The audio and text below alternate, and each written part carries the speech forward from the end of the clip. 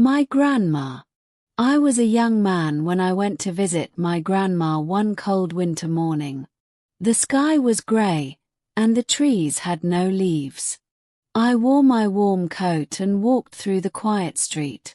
Her small house stood at the end, just like always. I knocked on the door, and she opened it slowly. Her face looked older, but her eyes were still kind. She gave me a soft smile and said, "Come in, my boy." The house smelled like tea and old books. It was warm inside, and everything looked the same. I saw her favorite chair by the window. I saw the clock on the wall ticking slowly. Tick-tock, tick-tock. She walked to the kitchen and made tea. I sat at the table where I used to sit as a child. The chair creaked under me, but it felt like home. Grandma placed a cup of tea in front of me. She sat down across from me and looked at me quietly. We didn't talk at first. We just sipped our tea and listened to the clock. The room was calm and still. Her hands shook a little when she held her cup. Her back was a bit bent, and she moved slower than before, but she was still strong in her own way. I looked around the room and saw old pictures on the wall. There were photos of her children and grandchildren. Some were old and black and white. One picture was of me when I was small. I smiled when I saw it. The books on the shelf were still there. Nothing had changed, but it felt different now. I was older, and so was she. After a while, Grandma looked at me and spoke. Her voice was soft and slow. She said, "I want to talk to you." I put down my cup and listened. She looked out the window for a moment, then she said, I was surprised. I never thought of Grandma as someone who was afraid. She was always calm and smiling when I was a boy. She said, "I'm afraid of being alone. I think about it sometimes late at night." Her eyes looked far away. "See, one day you might all forget me," she said. "You have busy lives. You have work, family, everything." Her hands were still, and her voice was quiet. "I worry I will be here waiting, and no one will come." My heart felt heavy. I didn't know what to say. I wanted to tell her she was wrong, but my mouth stayed closed. I reached across the table and touched her hand. Her skin was cold, but she didn't move away. She looked at me and gave a small smile. I held her hand and nodded. I wanted her to know I was there. I wanted her to feel loved. That visit changed something in me. I never saw Grandma the same way again. She was more than sweet tea and warm hugs. She had deep feelings, quiet fears, and a soft heart. I still remember that day clearly. The tea, the silence, her words. They stayed with me, and I promised myself that I would never let her feel forgotten. After that day, I started to visit Grandma more often. I didn't wait for special days or holidays. I would go on quiet afternoons or early mornings. Sometimes I brought flowers, sometimes just a smile. She always welcomed me with the same warm eyes. Her hugs were soft, and her hands were still a little cold, but her heart always felt warm. It felt good to sit with her, even in silence. We didn't talk about big things every time. Sometimes we talked about the weather or the neighbor's cat. Sometimes we said nothing and just listened to the wind outside. The house was always quiet, but it didn't feel empty anymore. It felt full of something gentle. I think Grandma liked those visits. I could see it in her face. Her smile was small but real. One afternoon, she asked me to help her clean the attic. I had never been up there before. The stairs were narrow, and the air smelled old. Boxes were stacked in corners, full of old things. She pointed to a box and said, "That one is full of memories." I opened it slowly and saw books, letters, and photos. It was like stepping into the past. There was a photo of Grandma when she was young. She was standing by a tree, smiling in the sun. She looked strong and happy. I showed it to her, and she laughed. "That was long ago," she said. Her voice was light, but her eyes were full of thought. I asked her where it was taken, and she told me a story about that day. It was a good story. She talked about her childhood, her friends, and her dreams. I never knew much about her young life. She said she wanted to be a teacher once. She said she loved reading books and helping children, but life was different back then. Her family didn't have much money. She had to work in the fields instead. Still, she smiled as she told the story. I listened to every word. I didn't want to miss anything. I saw her not just as my grandma, but as a girl with hopes and plans. I saw her life in a new way. She was full of stories that no one asked to hear, and now I was hearing them. I felt lucky. I felt close to her in a way I had never felt before. We sat on the floor of the attic for a long time. Dust filled the air, and the light came in through a small window. Grandma kept talking, and I kept listening. Her voice was soft, but it carried years of life inside it. Every photo, every letter, every object had a story. I didn't want that day to end. It felt like time had stopped. When we came back down, she looked tired but happy. I helped her sit down, and she smiled at me. "Thank you for listening," she said. I nodded. I didn't need to say much. That day in the attic was special. I learned more about her in one afternoon than I had in many years, and I knew this was just the beginning of more stories to come. In the weeks that followed, I started asking Grandma more questions. I wanted to hear her stories, the ones no one ever asked about. She was quiet at first, but then she began to open up.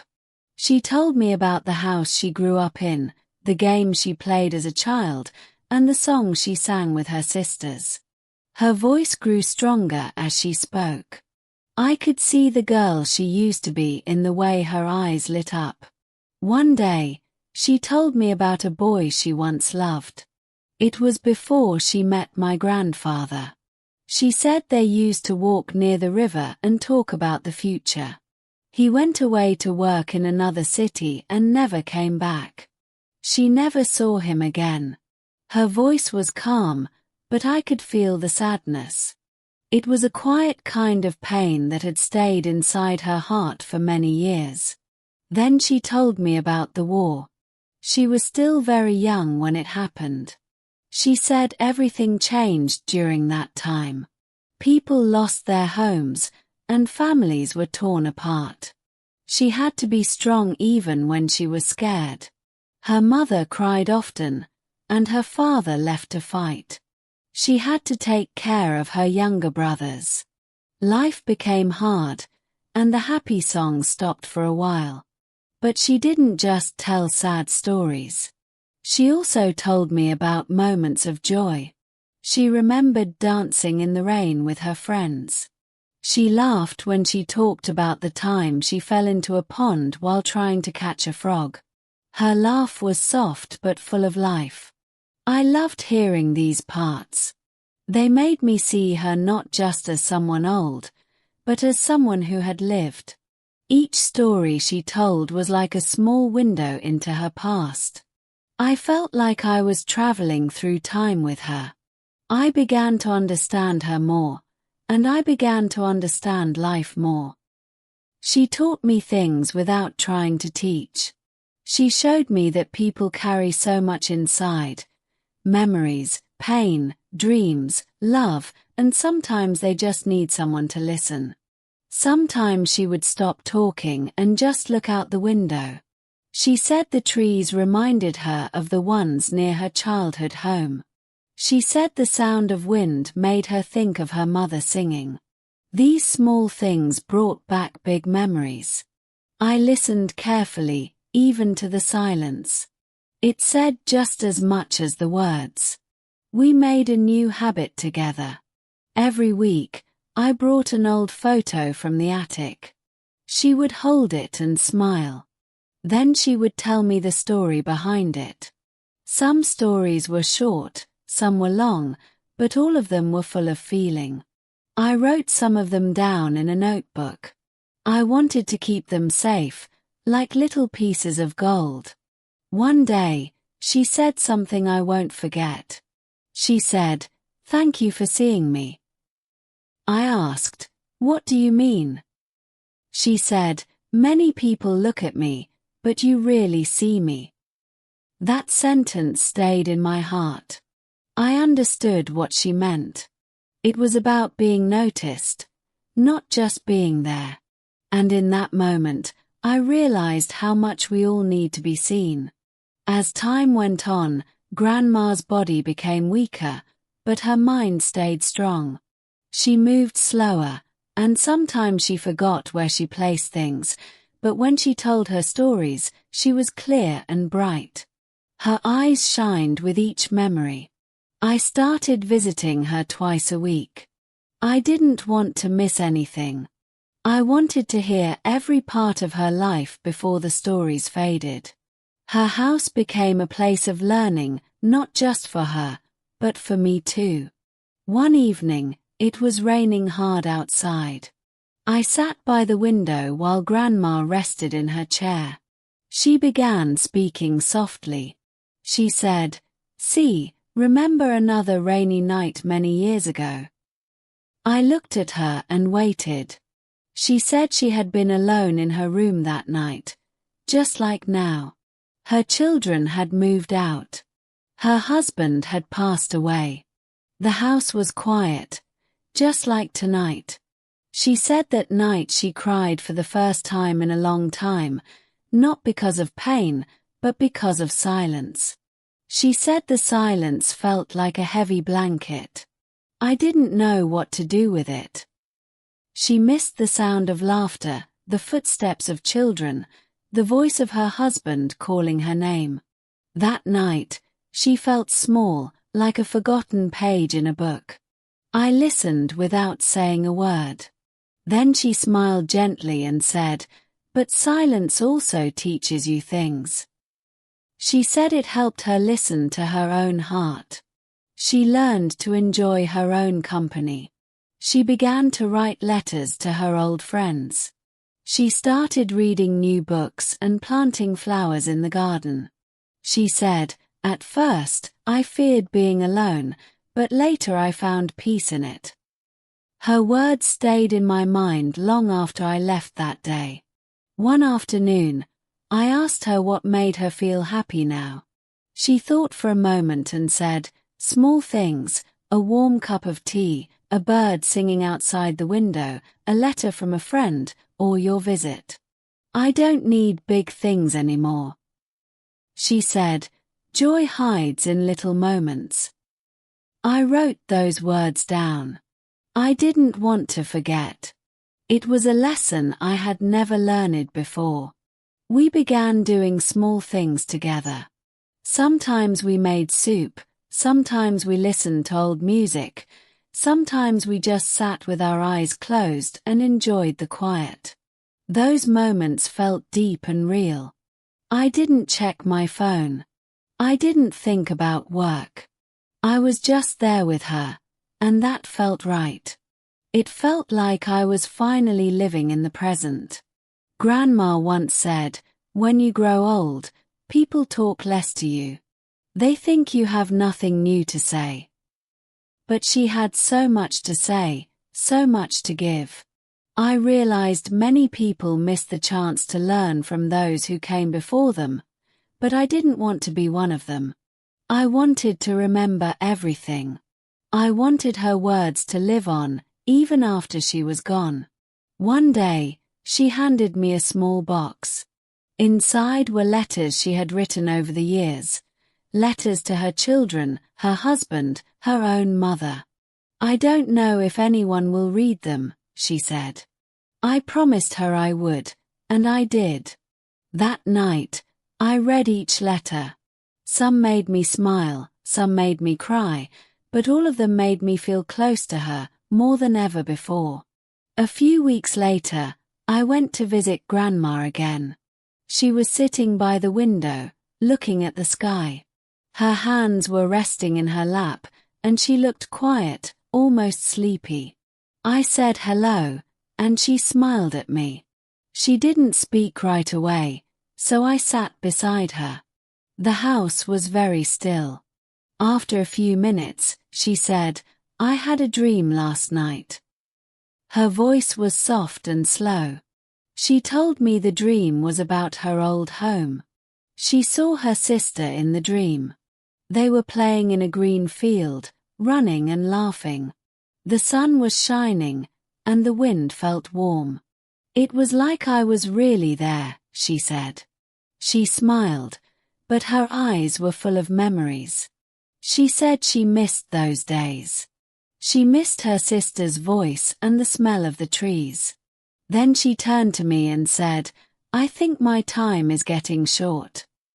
I felt a tight feeling in my chest, but she didn't look afraid.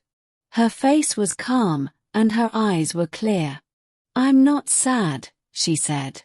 "I just wonder if I did enough, if I gave enough love." I held her hand and told her yes. I told her she gave more than enough. Her smile was small but strong. After I left her house that day, I felt quiet inside. I didn't play music in the car. I didn't call anyone. I just thought about her words. I thought about how much she had seen in her life.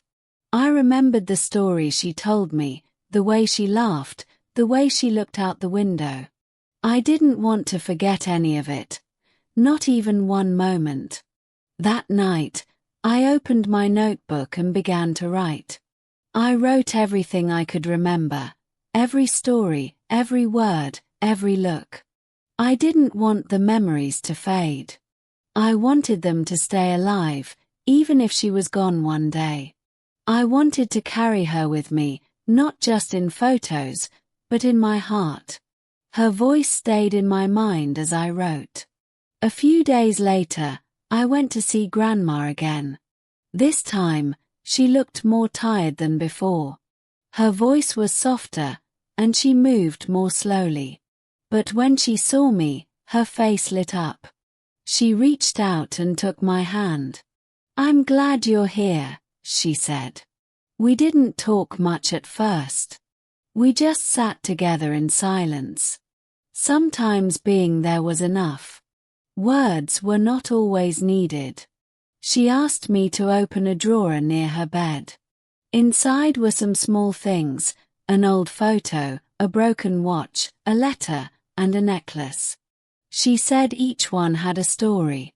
I picked up the photo. It was her and my grandfather. She told me about the day it was taken. "It was simple," she said, "but I was happy. He always made me feel safe." I showed her the broken watch. She smiled. "That was your grandfather's," she said. She wore it every day. She told me he once fixed it with a paperclip when it stopped working. She laughed as she remembered. "He wasn't perfect, but he tried," she said. I could feel the love in her words. Even small things held big memories. Next, I found the letter. It was yellow and old. She said it was from her mother. "She wrote it when I moved away," she said. I cried when I read it. She didn't read the letter out loud. She just held it close to her heart. "It still brings me comfort," she whispered. I could see how much she missed her mother, even after all these years. The last thing I picked up was the necklace. It was simple, with a small heart pendant. It was a gift from my daughter, she said. She gave it to me on my birthday. She held it in her hand and smiled. I wear it when I feel alone, she said. It reminds me that I am loved. I told her she was never alone, and she nodded slowly. That night, when I went home, I thought about all the things in that drawer. They were just small objects, but each one carried a piece of her life. I realized that memories are not always big moments. Sometimes they live in the smallest things. I felt thankful for every story, every visit, every minute spent with her. I knew I would carry them with me forever. I hope this session was helpful. Please like and subscribe to our channel for more such interesting stories. Take care, everyone.